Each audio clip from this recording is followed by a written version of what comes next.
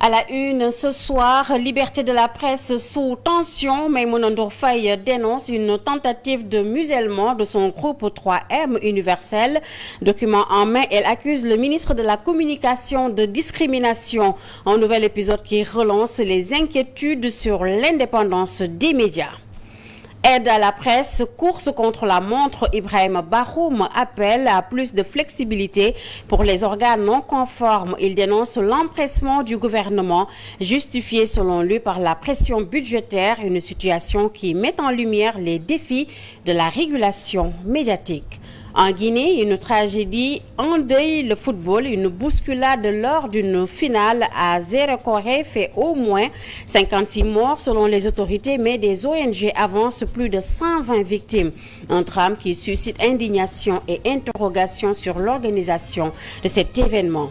Enfin, handball, les Lions du Sénégal en demi-finale après une victoire éclatante contre le Cameroun 26-19. Les handballeuses sénégalaises confirment leur domination. Prochain objectif, décrocher une place en finale face à la Tunisie. L'Afrique retient son souffle avant ces chocs décisifs.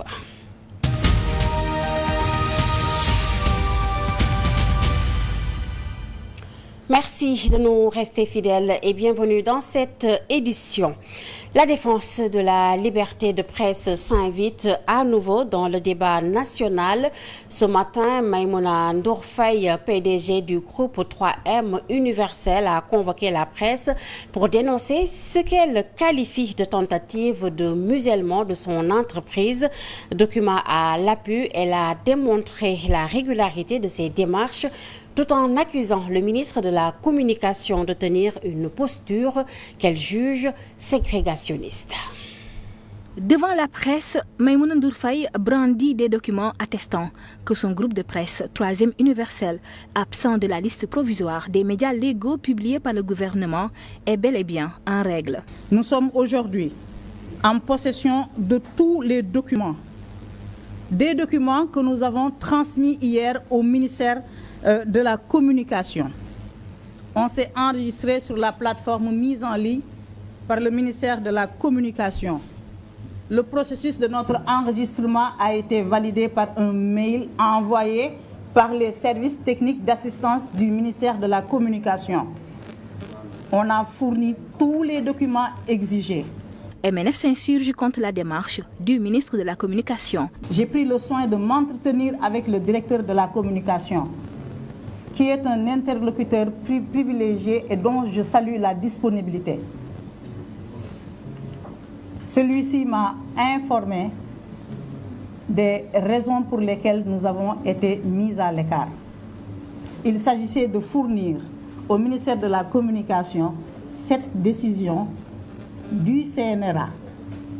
Le CNRA est membre du comité qui a été mis en place. Pourquoi est-ce que le CNRA n'a pas mis à la disposition du ministère de la Communication toutes ces informations, c'est-à-dire l'autorisation de diffuser en tant que 7TV, le cahier de charge et le contrat de diffusion avec la télédiffusion du Sénégal. Cela nous aurait épargné bien des débats. Elle se dit victime d'une tentative de liquidation. Le ministère de la Communication. Je ne remets pas en question l'honnêteté des agents du ministère de la Communication. Je ne pense pas qu'ils aient un agenda personnel contre moi. Mais en réalité, cette TV a des ennemis tapis dans l'ombre. Ils ne souhaitaient qu'une chose, voir disparaître cette chaîne. Mais c'est peine perdue. Cette télévision a été mise en place sur des bases légales. Elle n'a pas manqué de remercier tous les Sénégalais qui la soutiennent en ces épreuves, des embûches qu'elle assimile à des traquenards visant à la faire taire. Djembe Mbaye, la loi devrait faire preuve de flexibilité en accordant aux organes de presse non conformes le temps nécessaire pour rassembler les documents requis. C'est l'avis de Ibrahim Bahoum, journaliste formateur, qui pointe du doigt l'empressement du nouveau régime. Selon lui, cette accélération s'explique par les marathons budgétaires à l'Assemblée nationale où le gouvernement cherche à justifier rapidement l'octroi de l'aide à la presse. Il s'entretient ici avec Omar Thiam. plateformes, etc. J'ai dit, mais si c'est pour censurer, c'est très grave. Au début, Ibrahim Bahoum n'était pas trop emballé par la manière par laquelle le ministre de la Communication voulait s'en prendre pour assainir la presse. Après avoir épluché les documents, crescendo, la démarche le convainc. Le problème qui s'est posé pour beaucoup, dans la partie essentielle, c'est le personnel, c'est l'actionnariat et le document qui valide le personnel. La brutalité par laquelle les autorités en place s'en prennent laisse à désirer, selon lui. Comme principe qu'il aurait fallu simplement respecter en disant, vous avez encore le temps, cette année-ci, vous n'aurez peut-être pas l'aide tout de suite, peut-être même que vous n'aurez pas l'aide du tout, mais qu'on ne vous empêchera pas non plus d'avoir de la publicité éventuellement. Mais c'est que ça participe à cet assainissement-là. Donc de ce point de vue-là, je peux dire, j'applaudis. Mais en même temps que j'applaudis, je dis aussi, la loi, on peut l'appliquer avec de la souplesse et avec un peu d'intelligence. 3 jours pour entrer dans les rangs, le délai est trop court pour les médias de référence concernés. Le journaliste formateur aurait préféré une démarche plus inclusive. Des journaux qui sont là depuis des années, des télévisions qui sont là depuis des années, on doit les accompagner dans la régularisation. Mais les accompagner veut dire, ceci est faible, ceci est insuffisamment renseigné, allez chercher. Et on leur donne le temps qu'il faut. Sauf que tout est urgence dans ce pays. Et là où nous en sommes, c'est parce que ils ont besoin de budgétiser, et l'Assemblée va bientôt s'occuper de cette affaire-là. Le projet de loi est passé hier. Donc, il faut aller à l'Assemblée pour budgétiser. Ibrahim Bahoum, sans langue de bois, affirme que les rapports entre ce nouveau régime et la corporation ne bénéficient pas à la démocratie. C'est une trop grosse goutte de trop. D'où son appel au dialogue. Pendant que des médias se battent pour leur survie, d'autres s'efforcent de se conformer aux nouvelles réglementations. Sur les 535 médias recensés au Sénégal, seuls 112 sont actuellement jugés conformes à la réglementation. Une liste encore provisoire qui laisse aux retardataires jusqu'à demain pour régulariser leur situation. Pour Migui Maram Ndiaye de la Convention des jeunes reporters du Sénégal, cette démarche d'assainissement est salutaire mais nécessite un dialogue entre les acteurs du secteur. Il est joint par Moussa Mané. Nous avons constaté qu'il y a des organes ou bien des entreprises de presse qui pour le moment ne sont pas encore conformes donc, à la loi. Nous invitons donc ces entreprises de presse, ces patrons de presse et l'État du Sénégal à s'asseoir, disons quand on parle de l'État du Sénégal, on parle du ministère de la Communication, à s'asseoir autour d'une table pour recevoir non seulement, pour donner non seulement les notifications, et voir ensemble comment rectifier. Parce que l'objectif, le ministre l'a dit, son directeur de la communication également, n'est pas de supprimer des médias, mais d'encadrer ce secteur. Nous espérons qu'ils vont s'asseoir autour d'une table pour trouver des solutions. Nous, en tant que convention, notre position, elle est simple et claire. Nous appelons au dialogue. Au dialogue. Le patronat et l'État du Sénégal à s'asseoir autour d'une table pour l'intérêt donc du secteur de la presse, pour l'intérêt également des travailleurs des médias. Nous, en tant que structure de la convention, nous ferons de notre mieux pour que les intérêts des travailleurs, des reporters en particulier, soient sauvegardés. Donc voilà de manière résumée la position de la Convention concernant la situation actuelle. Nous continuons de demander, d'inviter les acteurs au dialogue, de s'asseoir autour d'une table pour trouver des solutions, non seulement pour la reconnaissance des médias, mais également pour les autres difficultés que rencontre le secteur.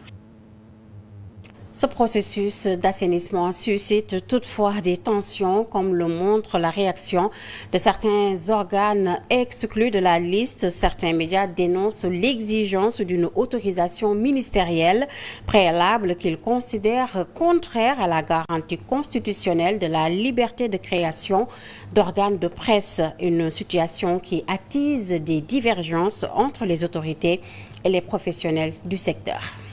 Après la publication de la liste des médias conforme avec les dispositions du Code de la presse, plusieurs organes sont mis en demeure par le ministre de la Communication et des télécommunications numériques. Selon lui, l'analyse de la commission chargée du traitement des dossiers enregistrés sur la plateforme s'est fondée sur plusieurs critères, notamment une autorisation du ministère de la Communication, l'existence d'une convention et d'un cahier des charges, entre autres, pour les médias audiovisuels. Pour l'autorisation, le Code de la presse qui fixe le régime de la presse stipule en son article 94 que l'exercice de toute activité d'édition, de distribution et de diffusion de services de communication, quelle que soit la technologie utilisée, est subordonné à une autorisation délivrée par le ministère chargé de la communication après avis de l'organe de régulation.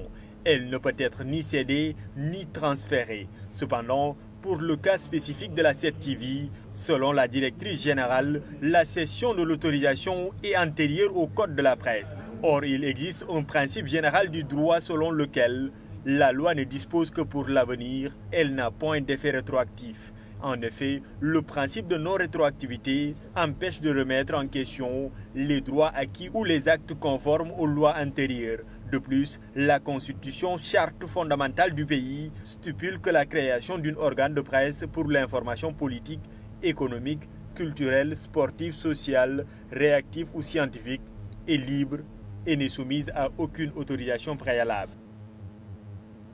Mamadou Kanté, dans un tout autre domaine, en bref, un partenariat stratégique a été signé pour booster la filière arachidière au Sénégal. La DER/FJ et le ministère de l'Agriculture ont signé hier une convention de partenariat visant à équiper les 750 points de collecte d'arachide du pays en crible. Un financement de 1,169 milliard de francs CFA a été débloqué pour répondre à cette urgence.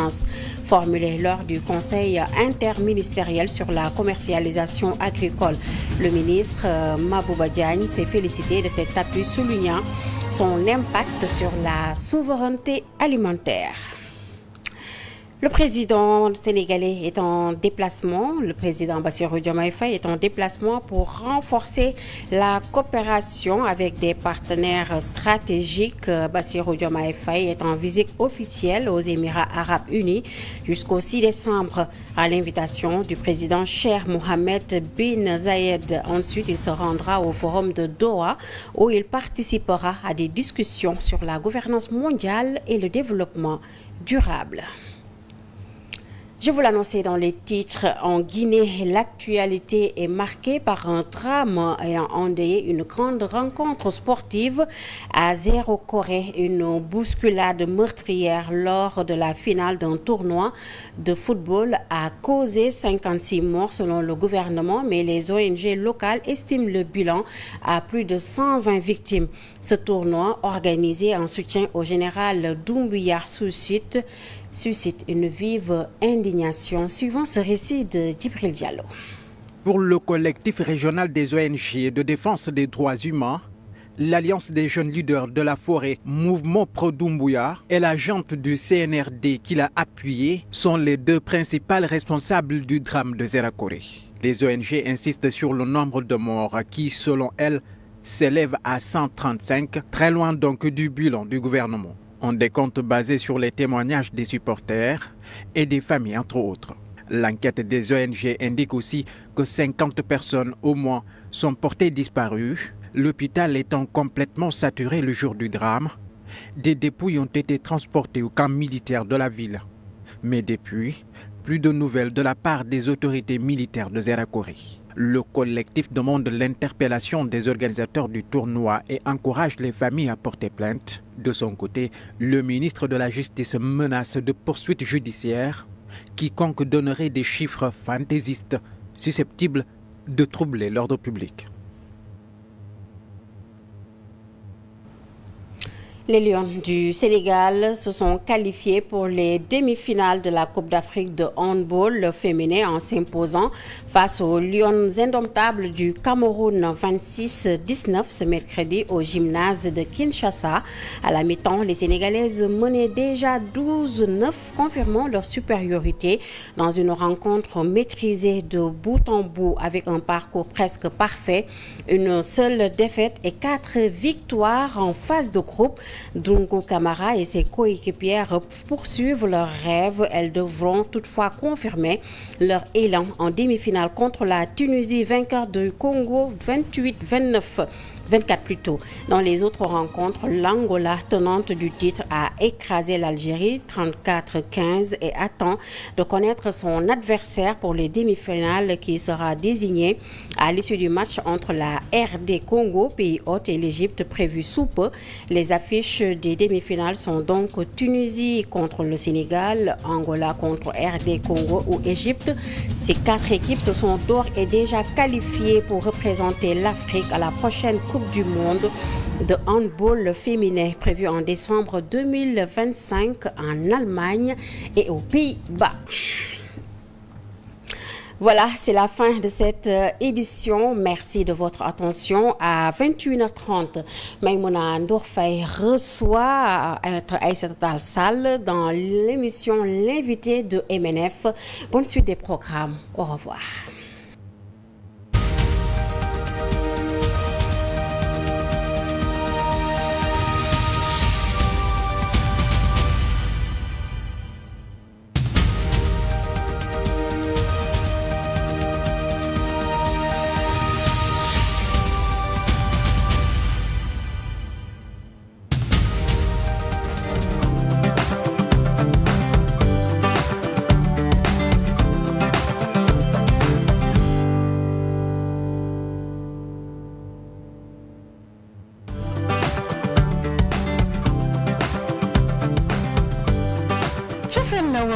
ca njëlbeen mbëggeel daa di lalu mbëggeel gu amul ab te bëri doole lool ci wàllum télévision googu mbëggeel moo jur tey 7TV suñuy programme tënku ci xarañ tegu mag ànd ak xalaat yu kawe boo weesu seen njortu ndax fi jamono toll télévision dafa yittewoo ay xalaat yu yees góor ak jigéen yu farlu ngir dundal ko ñu boole suñu xol di leen jox ay xibaar ci réew mi ci bitim réew ak ci doxinu jamono suñu bëgg-bëgg di télé bu wër àdduna bu ñëpp di safo dal nag jàmm ci seen télévision 7TV 7TV di télévision doonaat bànneex ci yéen 7TV télé bi ñu nuru ba noppi di mbégale